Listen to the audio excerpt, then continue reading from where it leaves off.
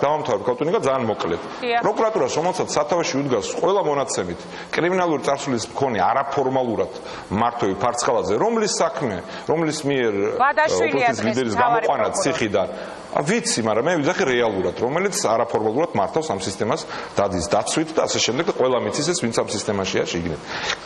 რომელმაც შუა ღამით ოპოზიციის ლიდერს ტომარა ჩამოაცვა თავზე და გაიყვანა.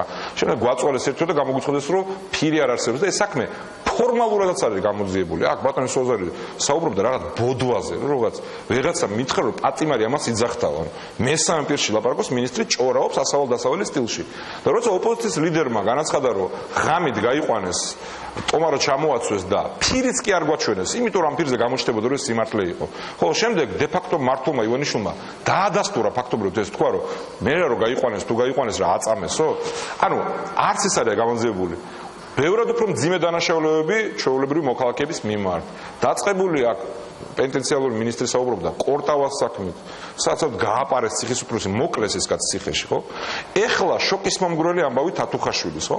ადამიანი რომელიც მოიტაცეს, ეს ერთ-ერთი მოწმეა, რომელიც მოიტაცეს ახალაია საქმეში, ძალიან ბევრი შემთხვევა იყო დოკუმენტურად დაფიქსირებული, ხო?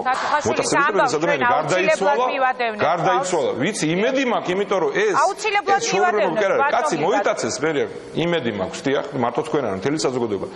არანაირი გამოძიება, არანაირი პასუხი გუნავა, რომელსაც ჩაუდეს იარაღი და ნარკოტიკი და მე მეორჯერ კიდე იჭერდნენ მინისტრის მოადგილე, რომელმაც მის ოპონენტს გამოუქვეყნა პირადი ვიდეო